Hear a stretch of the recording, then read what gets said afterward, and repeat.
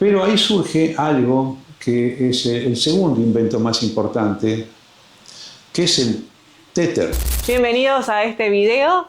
La idea es invitarlos a compartir una charla. Acá con mi invitado ya lo conocerán, no hace falta mucha presentación, Carlos Maslatón.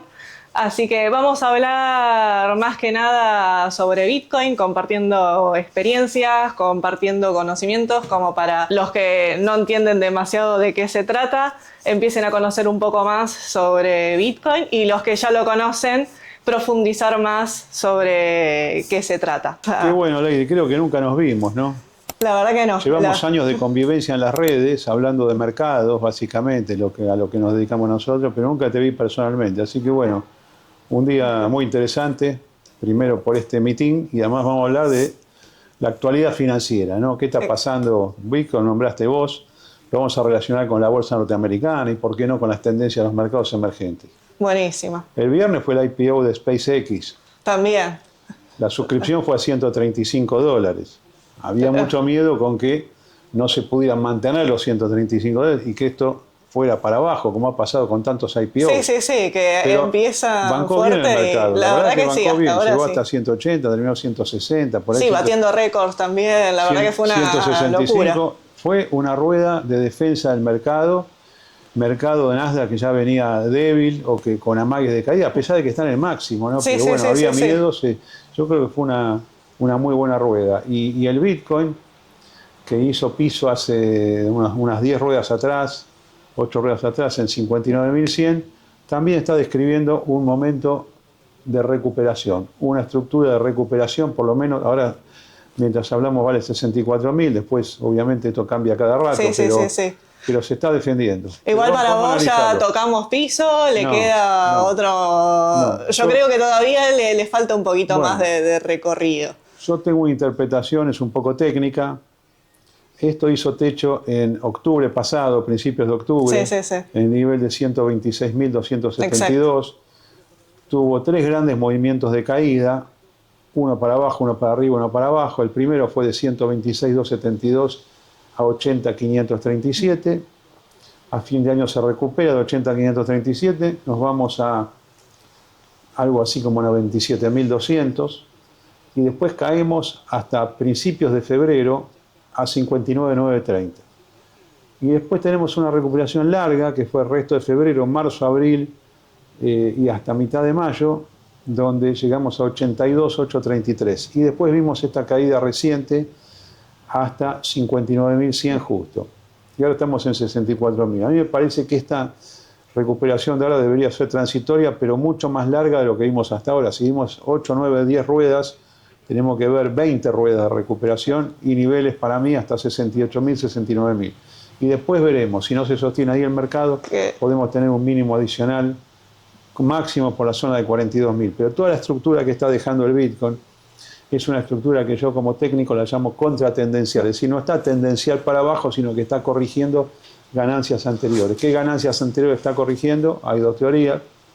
Uno es el movimiento que viene desde 15.400 en el mes de noviembre del año 2022 hasta los 126.272. Otra teoría, que quizás yo estoy más con esta, que está corrigiendo toda la historia de Bitcoin.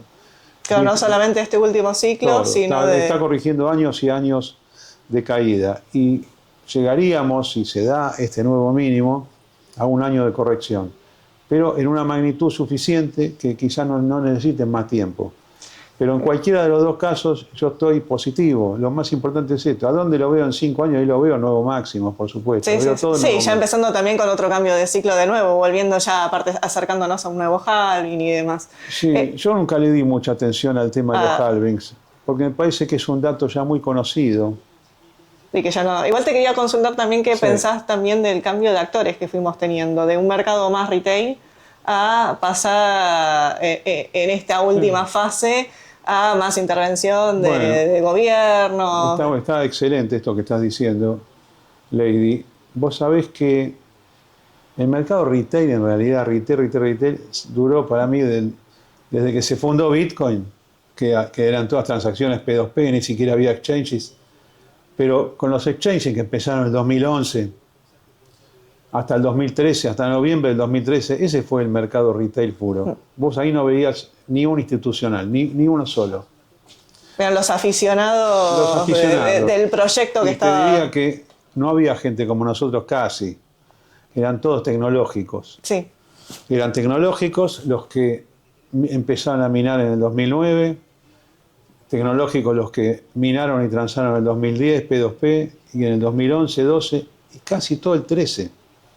O sea, fíjate la cantidad de años que estás hablando. 9, sí, 10, sí, son 5 años. Sí, sí, sí. Esto que sería como la prehistoria del Bitcoin.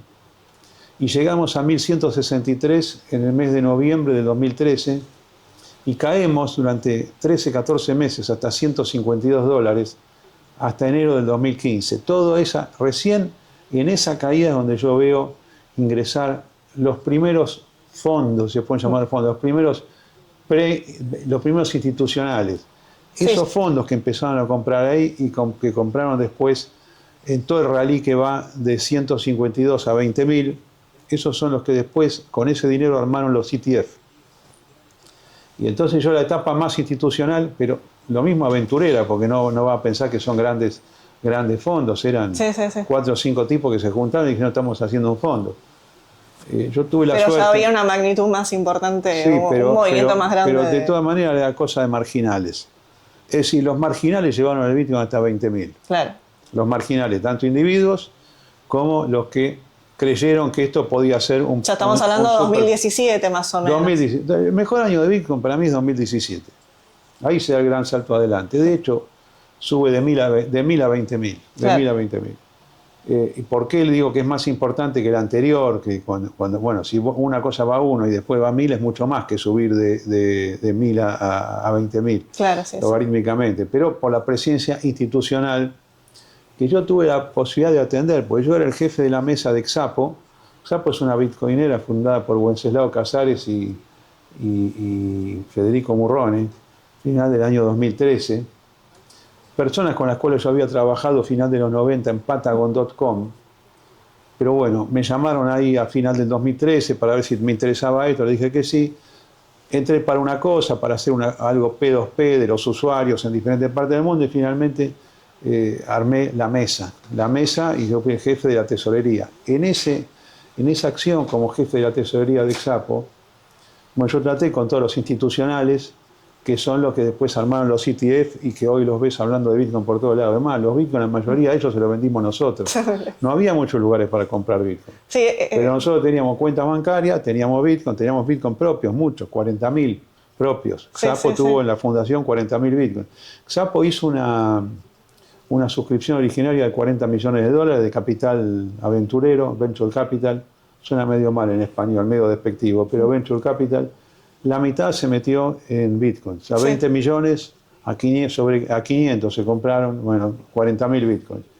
Y el resto se usó para gasto corriente. Esos 20.000 Bitcoins se mantuvieron durante años.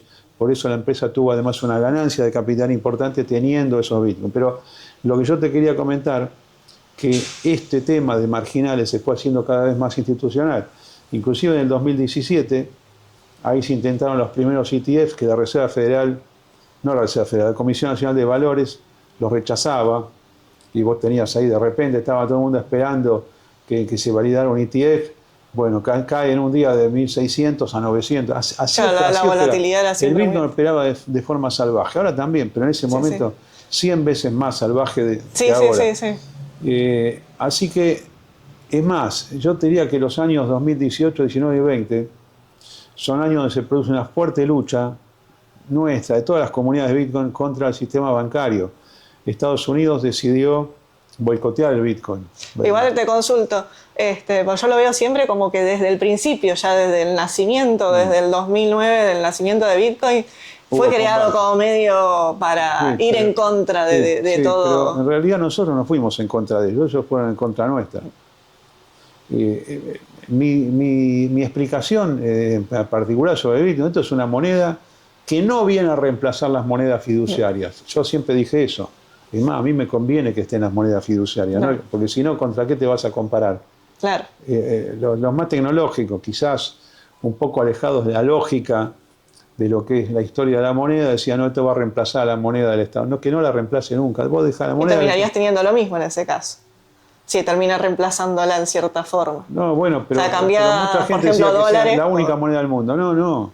Tiene que haber muchas monedas. Claro. Porque si no, el Bitcoin flotaría solamente contra el kilo de papa, el kilo de harina. Sí, o el oro, No. Vos, digamos, es clave que haya multiplicidad de monedas, tanto cripto como gubernamentales, en mi opinión. Pero lo que ocurre es que en esta primer tirada, que es la que va de 1 a 1100, los bancos como que no prestaron atención, los gobiernos tampoco. De hecho, hay varios dictámenes de gobierno, me acuerdo el de Dinamarca, dice Bitcoin no es nada, es un juego. No tenemos intención de que tribute, de regular o nada, hagan lo que quieran. Otros países dijeron, no me gusta esto, lo prohíbo, tipo Tailandia, claro. Rusia, China que nunca se sabe si lo prohíbe o lo permite.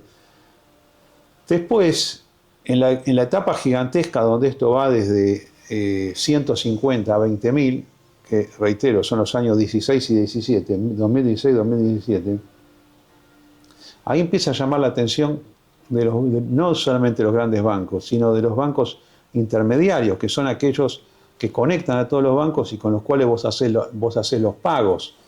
Por ejemplo, JP Morgan, Standard Chartered de Inglaterra. Claro. Esos bancos se pusieron muy en contra y empezaron a bloquear las transferencias. ¿Qué transferencias bloquean? Las transferencias en las cuales que se correspondían con contratos, con acuerdos donde yo te compro o yo te vendo. O sea, del dinero fiat claro, a la parte fiat, porque ellos transmiten la parte fiat, nosotros transmitimos blockchain. Y final del 17 fue un momento crítico, pero tremendamente crítico. Bloquearon, JP Morgan se portó pésimo. El Standard Chartered, vos mandabas una transferencia, venía rebotada por ser Bitcoin, por ser cripto.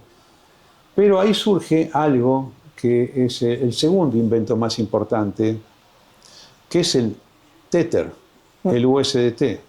Resulta que un exchange que era muy importante hace 10 años, llamado Bitfinex, que hoy está todavía, pero es menos importante. Bueno, su CFO, Giancarlo De Bassini, un italiano de Milano. Sí. Yo hablaba con él en ese momento, hablaba por Bitcoin, estoy hablando del 2016, 2015, 2016. Y en un momento me dice, estoy sacando Tether. ¿Qué es Tether? Bueno, es el dólar cripto. Es un token que te representa un dólar. Un Tether, un dólar. ¿Cómo se mintea? ¿Cómo se emite? Vos me mandás un dólar y yo te doy un token de Tether. Vos querés desmintearlo, desimprimirlo, por así decirlo. Vos me das el Tether, yo te doy el dólar de vuelta. Claro. Y me acuerdo cuando tenía 500 millones emitidos, me dijo, mira, ustedes tienen que distribuir Tether en Sudamérica. Bueno, obviamente no distribuimos Tether en Sudamérica, fue un error. Yo lo propuse en la empresa, no hubo onda con esto. Pero Tether ahora tiene 185.000 millones de dólares. Mirá lo que estoy hablando. Claro, sí. Y el otro, que es de Circle, que también tratábamos con Circle nosotros, es más, les prestamos varias veces, les prestamos Bitcoin a ellos que necesitaban. Acuérdate, teníamos una reserva muy grande. Y sacaron el USDC, que tiene como 80.000. Entre USDC y USDT hay como 300.000 millones de dólares. Que es muy importante porque esa es la liquidez con la cual se transa todo cripto. Claro. Entonces, ¿qué ocurría? Antes, si vos vendías tu Bitcoin contra dólar, el dólar se quedaba en el exchange. Pero, ¿y cómo lo retiraba? Tenía que pedirle, mandame un wire acá. Entonces, vos hacías una circulación de fiat que te lo bloqueaban los propios bancos con el aval de los gobiernos. Al ser Tether no hace falta eso. ¿Por qué? Porque el Tether no es... sí, lo puedo cambiar por dólares, por supuesto, pero yo me quedo tranquilo. Tenía 1.000 Bitcoin, lo vendía, tengo 1.000 por, ponerle 20.000, 2 millones de dólares, listo. No, y estamos hablando también de un activo muy volátil contra un activo ya más conservador. Claro, pero en realidad el término stablecoin es incorrecto. No es que volátil, es el dólar, es la representación criptográfica del dólar. Pues si hay 180.000 Tether circulando y 180.000 millones de dólares en dólares en depósitos bancarios, que después ellos, por supuesto, lo pueden prestar, pueden hacer un montón de cosas, porque bueno, el negocio de Tether es justamente cobrar el interés sobre el depósito fiat, ¿no?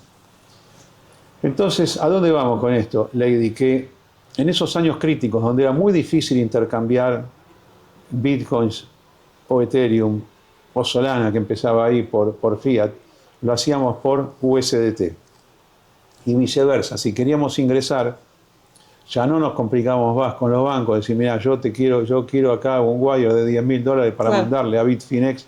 No, vos le comprabas informalmente a otro que estaba saliendo, le comprabas USDT y con eso operabas cripto. Sí, se hace todo como mucho más fácil por ese lado, claro, que no estar dependiendo. Más fácil y menos controlado. Después, por supuesto, los gobiernos avanzaron sobre esto. Pero bueno. Y ves como todo, va saliendo, se va reinventando. Tanto Bitcoin como Tether y USDT le ganaron a los frenos, a las limitaciones que pusieron tanto los bancos como los gobiernos. Y acá estamos hoy. Bueno, y el Bitcoin resultó un éxito, la mejor moneda de la historia. Nunca existió una cosa igual. A mí me interesa algo en particular, es cómo entraste en el mundo de Bitcoin. ¿Cómo te enteraste? ¿Te contaron? ¿Lo encontraste por tu cuenta? No, ¿Cómo fue? Te cuento, es muy fácil. Yo estoy desde mitad de los años 80 en el mercado. Sí, eso sí. Para mí el mercado financiero son acciones, bonos, commodities y monedas. Entonces yo siempre operé de todo eso y analicé. Claro. Analicé técnicamente porque me gusta la técnica. Yo tenía una empresa llamada Wimba, P2P, en el año del 2008 al 2012. Nosotros teníamos un CEO, una empresa de préstamos P2P. Nosotros teníamos adentro un CTO, pero no teníamos tecnológicos adentro. Sí. El CTO contrataba desarrollo afuera. Una de las empresas de desarrollo, el dueño, un día viene en el año 2011 me dice, lee esto, que era el white paper de Bitcoin. Me dice, esto, ahora vamos a transmitir valor por aquí, que es el término que usa Satoshi Nakamoto, transmisión de valor.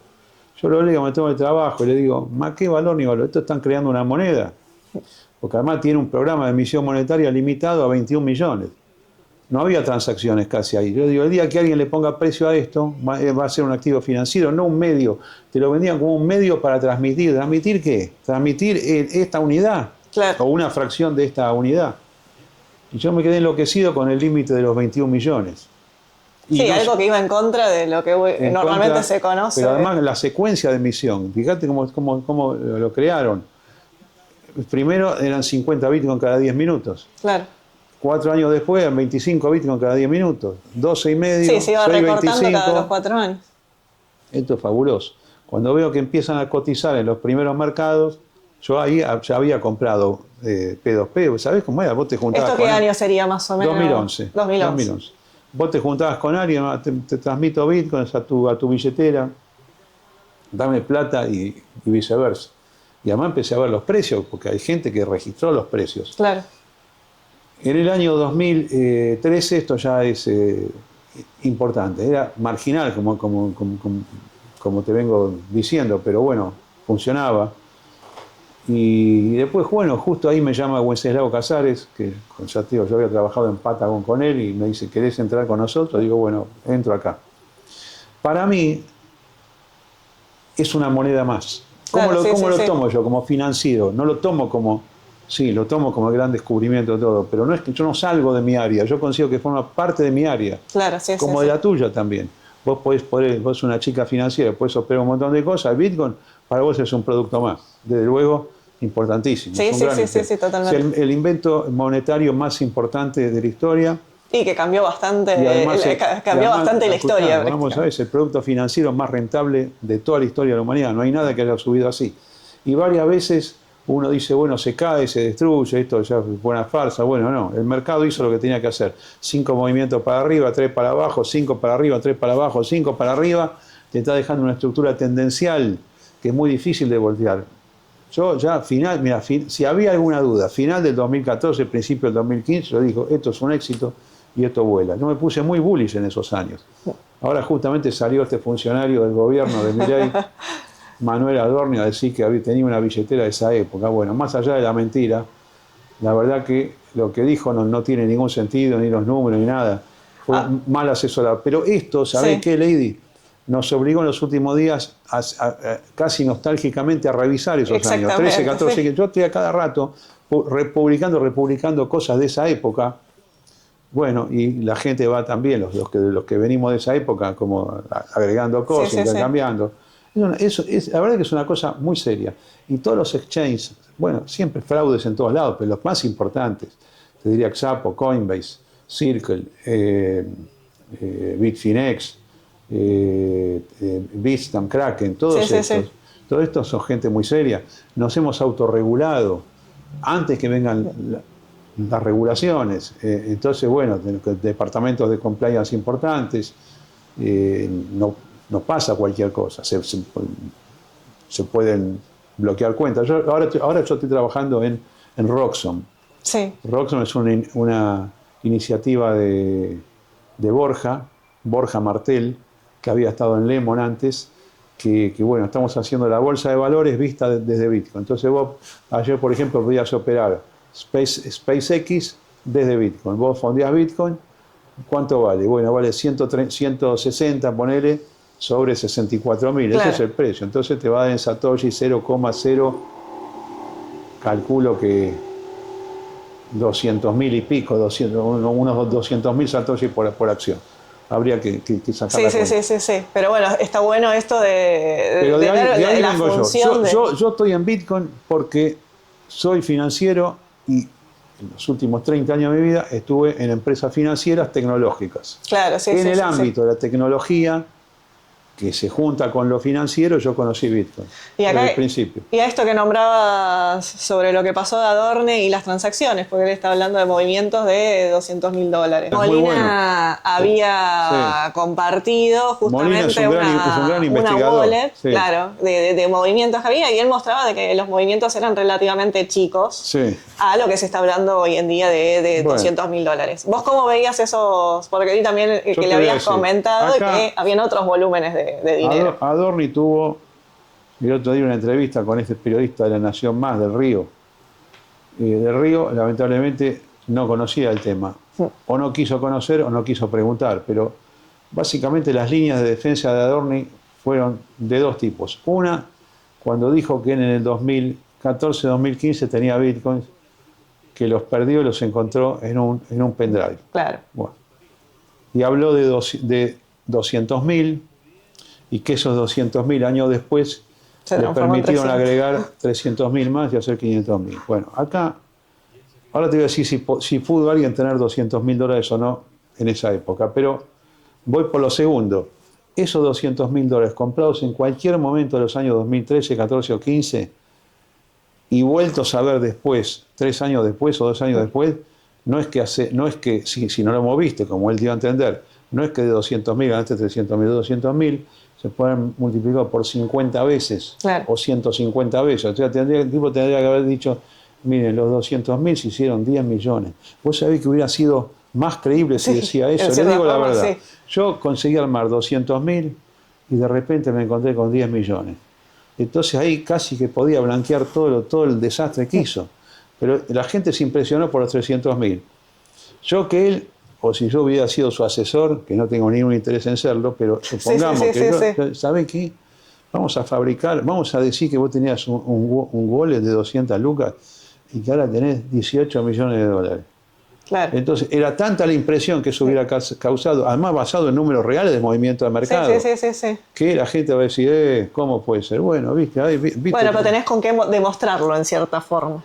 No se puede demostrar el origen. No, me refiero a que con gráficos, con movimientos. Más lógica el número. Lo que pasa que ¿dónde choca él con la vida modesta que llevaba? Que se ve que no la quería tener más. Entonces eso es lo que es incoherente. Pero te digo, ¿qué otra cosa hizo mal él? Después él salta al 2016, 17, no, 17 y 18.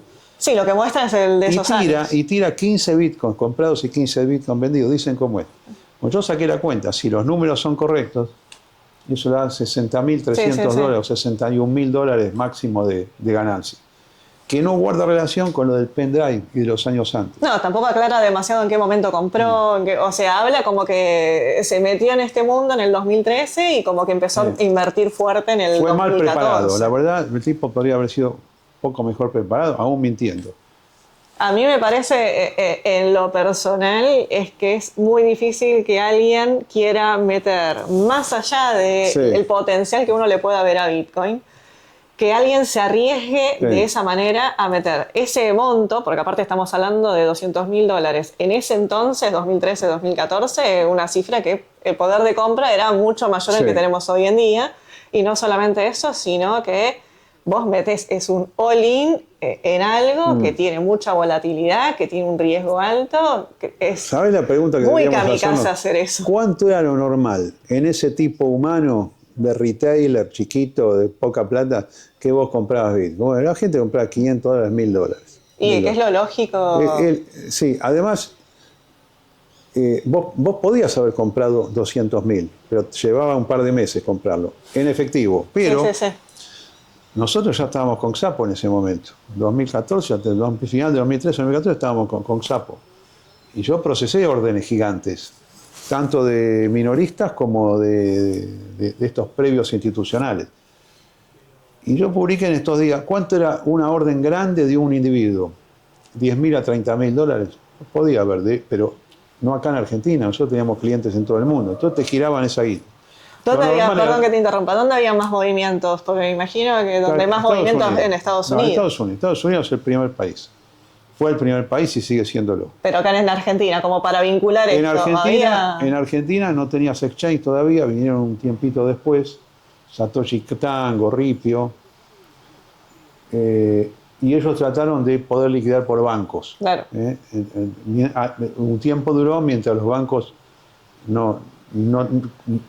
mientras no se daban cuenta, pero un día se dieron cuenta y dice que eso de 100.000, 200.000, 300.000 pesos de esa época era mucho y ahí te bloqueaban la cuenta. Sí, había como muchas trabas como para... Digamos, es muy difícil que un individuo pudiese comprar eso en ese momento en efectivo en Argentina. Claro, en efectivo en Argentina.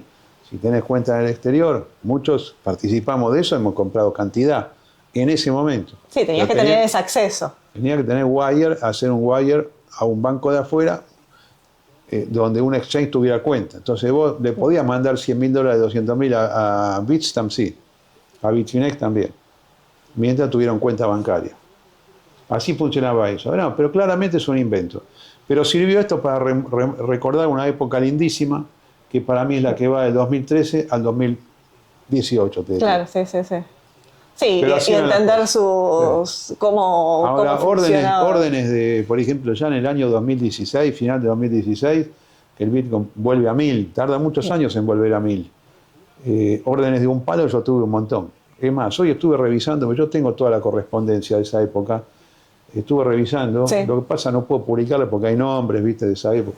Pero estuve, a veces, hoy casi hago como un recorte de email sin poner el nombre o tachándolo, para mostrar lo que eran las transacciones. Muchas las arreglábamos por email. Claro. O mejor dicho, lo hacíamos por teléfono y las confirmábamos por email. Sí. Lo que se sabe que quedaban registros, pero era que quedaba todo en la nada. Un montón de operaciones de 500.000, 1.000.000 y varias de 1.000.000 con gente de afuera. Claro. O con gente de acá pagando afuera. Pero no es perfil Adorni, estoy hablando de gente importante del mercado financiero. Sí, es que además en general cuando un inversor pone esa plata... Tipos que compraron 1.000 bitcoins a $1.000, esa es la cantidad que tengo. 1.000 por 1.000 es 1.000.000, 1.000 por 1.000 es 1.000.000, $1.000. ¿Cuánto valía? 100.000. O sea, de 1.000.000 le hicieron 100 millones. Claro. Un montón de gente, mira. Pero son gente que, me imagino en general, en cualquier inversión, los que ponen esos montos son gente que tiene una espalda que tiene relación a esos montos. Si vos agarras un palo líquido en Bitcoin en el año 2016, es porque tenés... Sí, no es todo tu capital. Sí, 30 millones tenés. Sí, sí. Pero te voy a contar algo que es muy lindo. En el año 2016, estaba Macri ya en Argentina, y viste que arman un blanqueo, un blanqueo general, que se dio en Europa, es un blanqueo general que hubo en el mundo, de la OCDE, ¿viste? Esta organización. Entonces dice, todo el mundo tiene que declarar. Bueno, un montón de gente de países como Brasil, Perú, por ejemplo, me acuerdo, diciendo, yo no voy a declarar nada. ¿Sabes? Yo vi operaciones de Bitcoin gigantescas. Por ejemplo, $500.000 en Bitcoin. $500.000 en Bitcoin en 2016. son miles y miles, valía 500, estamos Claro. hablando, fíjate lo que es Sí, eso. sí, sí, sí. Y yo digo, ¿lo tendrá esta persona? ¿Lo tendrá hoy? O sea, por esconderse del fisco de los países, Claro, sí, sí, si sí. lo tienen, son cosas multiplicadas por 100, 200, Sí, sí, 300, sí, es una 300 locura. veces, ¿no? Y esto es lo que ha pasado en el mundo. Y esto es efecto riqueza también, es como cuando sube la bolsa, ¿viste? Claro. Sube la bolsa, entonces todos los que tienen acciones de algo que sube tanto son más ricos. Y sí. Esa riqueza es una ficción, pues no se puede convertir a fiat, porque vale cero, pero mientras tanto, vivís, viajás, qué sé yo, haces otras inversiones, te pedaleas en el mercado. Esto es lo Sí, que hemos sí, vivido. sí, Los totalmente. últimos 10 años del mundo los últimos 17 años del mundo son muy bullish. Son tremendamente. Desde que terminó el crash financiero en el año 2009, el mundo voló. Mirá, Estados Unidos, el Nasdaq, fíjate, 30 veces subió.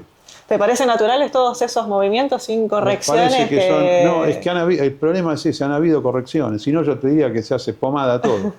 Sí, igual lo que me llama la atención es que esas correcciones cada vez son más, a ver, en porcentaje de caída, menos chicas y más rápida la recuperación. O sea, antes tardaba varios meses o Mirá. un tiempo bastante prolongado. Más o menos, más o menos. Estados Unidos, el modelo de corrección es 1987. El crack de 1987, septiembre-octubre de ese año, te cae el Dow de 2.700 a 1.600 puntos. Cayó 2 meses, pero si vos ves, la caída central son 3 días, son 3 barras así. Sí, el miedo, el pánico que te genera. Claro, es una corrección a la norteamericana. Se limpia todo el mercado de deuda. Básicamente los mercados caen cuando hay deuda, cuando hay pedal excesivo que no se puede mantener. Y algo parecido volvió a pasar en el 2020, en marzo del 2020, con todos los mercados. Sí, ¿viste? sí. Yo ahí la verdad que dije, me voy a tranquilizar acá. Hay varios Zoom de esa época porque estábamos todos adentro. Yo daba un Zoom todos los domingos. Y yo digo, para mí esto es parecido a 1987. Va a caer 40% y después se acabó. Y así fue, de ahí voló. Sí, terminó siendo bien formado una V-shape en ese...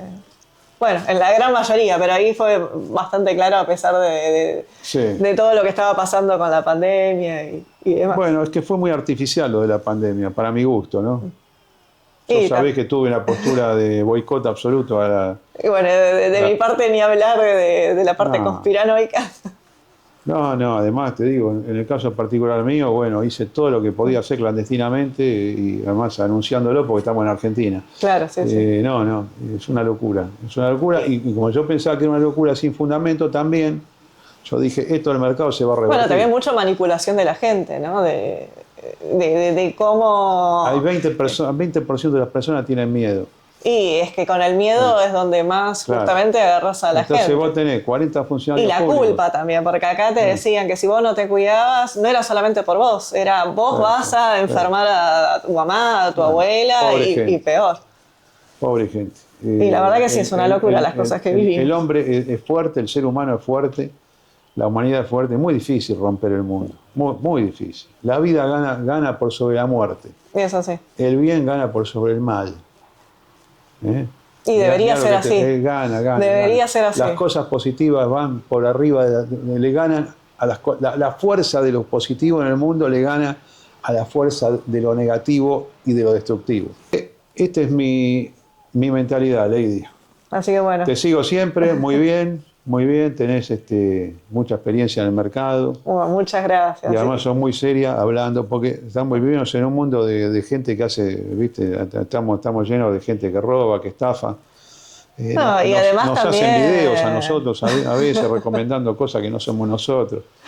Bueno. Fue cambiando bastante las situaciones en cuanto a esto, a nuevas tecnologías, a esto que decís de robo de identidad de todas formas, porque se fueron hasta mejorando de cierta forma de copiarte tu imagen, tu voz. Es una locura también a lo que se fue llegando. Podemos decirlo, tengan cuidado con los que ofrecen un resultado, lo dicen mándame plata acá, lo más probable es que no la vean y nunca más. Y desde ya, aparte también hay algo que se repite en cualquier persona que tenga un poco más de llegada o que haga justamente, no la palabra no es recomendación, pero que hable sobre mercados, aprovechan justamente estos perfiles para después hablarle por privado a la gente y es constantemente estar diciéndoles en ningún momento nadie va a hablarles por privado ofreciéndoles, mira, tengo el negocio, te ayudo con copy. Tengan en cuenta que todo eso es fraude. ¿cómo se llama? Y bueno, hay que estar bastante atentos. Además, también la mayoría de las veces tenés perfiles verificados. Es muy raro que alguien te esté hablando por privado para hacer estas Así cosas. es. Carlos, una preguntita más para ya finalizar. ¿Me contás cómo fue tu experiencia? Vos comentaste en X sobre cómo hacías transacciones, cómo hacías compras con Bitcoin, de un café, distintas cosas. ¿Cómo fue la experiencia en ese momento y en qué año para recordarnos? Eso, De 2011, esas, o de 2011, 12, transacciones. 13. Vos intercambiabas dinero físico, pesos o dólares por Bitcoin. Había gente que compraba, había gente que estaba vendiendo. ¿Cómo era la reacción del otro lado con No, algo? porque era gente que ya estaba en un círculo de gente más bien tecnológica, Ah, de ideología libertaria. sí, Entonces vos lo llamabas a uno. Además, se armó un foro en Facebook en esa época, sobre... llamado Bitcoin Argentina. Entonces Sí. decía, compro, vendo, qué sé yo. A veces en público se ponía. Claro, sí, sí, sí. Ya era una comunidad donde ayudaba para ayudar a... había una comunidad. Esto es previo a que estén los exchanges donde vos pudieses girar para operar. Claro, Los no, exchanges sí, podías- sí, desde ya. ¿Entendés? Sí, sí. Pero eso fue una cosa, no es que había mucho, pero había lo suficiente para esta cifra que yo te Claro, estoy diciendo. sí, sí. Yo quería comprar hoy sábado de $10.000, Había el mercado podía para... comprar. Creo que también otra cosa a mencionar es el potencial que también tiene Bitcoin también para hablábamos de la tecnología y cómo se fue adaptando a varias cosas, cómo van surgiendo cosas tecnológicas nuevas. La verdad que Bitcoin tiene un futuro muy grande también todavía, aún más en la implementación que hacemos día a día. Lo he escuchado a Santiago Siri en una nota que, por ejemplo, decía de que hasta se podría usar aprovechando ya vaca muerta para minar Bitcoin y generar rentabilidad. ¿Vos qué creés en qué cosas podría potenciar Argentina si se podría aprovechar la implementación de Yo Bitcoin? no soy tecnológico ni experto en temas energéticos, pero lo que dice es Santiago Siri, que lo viene diciendo hace como 14 años, me parece correcto, ¿no? Yo creo que también la parte, por ejemplo, de tokenización, algo parecido de lo que había salido de Libra en su comienzo, por lo menos en lo que se vendía, que al final obviamente no tenía nada que ver. Yo creo que también, por ejemplo, la parte de tokens, como por ejemplo un fideicomiso, que es lo más familiarizado, lo que tenemos hoy en día, también creo que podría ser un avance por facilidad de acceso en cuanto a préstamos para empresas, de poder justamente hacer inversiones a alguien que lo esté necesitando por medio de tokens y sacarle una rentabilidad. Bueno, la tokenización me parece un gran invento, me gusta, pero siempre y cuando los tokens puedan circular anónimamente. Hoy no pueden circular anónimamente, por ejemplo, los que representan acciones, Claro. lo que llama la travel rule, la regla de la circulación, sigue teniendo las mismas limitaciones que en la bolsa. Yo quiero hoy, ahora que es sábado con vos, poder venderte 10 tokens de SpaceX pasando de mi wallet al tuyo. Claro, sí. Anónimamente. Pero sería un retroceso con respecto al mundo de los últimos 40 años, que fue de la nominatividad de las acciones. Sabés que antes eran innominadas. Sí. Vos tenías una cartulina que decía, estas son acciones de alpargata, de celulosa. Claro, sí. Yo vengo de esa época. Y los bonos también, los bonos eran cartulares. Se llama derecho cartular versus derecho escritural. En nombre del lavado de dinero se hizo que todo tenga que ser escritural y todo tenga que estar registrado. Claro. Los tokens deberían romper con lo que hizo el mundo en los últimos 40 años. Y yo circularte ahora Bitcoin como acciones de Microsoft, como ahora puedo intercambiar con vos Bitcoin. Claro, sí. El día que vayamos a eso, la tokenización va a ser un éxito. Y porque podríamos también aprovechar porque lo mejor es que circule. El lavado de dinero es una desgracia para la humanidad, el antilavado. Sí. El antilavado, porque causa más perjuicios que beneficios. Sí, es buscar el equilibrio en ambas cosas. Inventen la forma tecnológica y legal de que yo pueda circular por el blockchain lo que se me dé la gana sin estar limitado por la travel rule. Si hacemos eso, esto va a ser un bombazo. Bueno, creo que vamos ahí, porque además vos fijate, Argentina es vanguardia mundial, esto ahora te lo digo a favor del gobierno. Sí. Vanguardia mundial en el antilavado de dinero. Y vos decís, ¿qué estás diciendo? Bueno, toda esta cosa, la inocencia fiscal, los blanqueos, los mensajes de Caputo diciendo vos tenés plata, llévala al banco que no te vamos a joder. ¿Qué está haciendo? ¿Está derogando la norma de antilavado de dinero? Sí. Me parece bien. No me parece bien la política económica, pero en esto están en lo cierto. Sí, Y de la inocencia fiscal, contras, ni hablemos, ¿no? Ni hablemos. Entonces, Argentina, bueno, estas cosas solamente pasan acá. Porque por un lado, un país súper estricto la norma, a ver, no te dejo transferir acá, ¿quién es? Vos sos claro, delincuente, sí, sí, sí. y de Como que se está repente para abriendo otro lado. Y otro que está en esto, más o menos, es Donald Trump. No le va a dar políticamente porque me parece que no está tan fuerte Trump, pero que sus que ganas está en deben camino. ser, acá vale todo, se Claro. recibe todo. Y después, vos fíjate que yo soy abogado financiero, no sé si vos sabés, mi formación es jurídica. Es mucho mejor perseguir al delincuente que deja marcas Claro. en el sistema que al que tiene todo escondido. Sí. O sea, en realidad las políticas anti-lavado de dinero conspiran contra la persecución del criminal. Claro. Vos al criminal dejalo que entre en el sistema Que entre solito. y lo agarrás mucho más fácil. Y sí, también. Así como no es un mal punto de vista. Bueno, seguimos el Así mercado, que, Lady, y nos vemos en algún congreso. Muchísimas Un gracias, placer. Carlos, por venir, Gracias, por estar acá presente. Gracias a todos los que estuvieron hasta acá, hasta el final del video. Si no me siguen, aprovechen ahora de suscribirse, darle un me gusta, que me sirve muchísimo para seguir creando contenido. Y nuevamente, muchas gracias y nos vemos en el próximo video.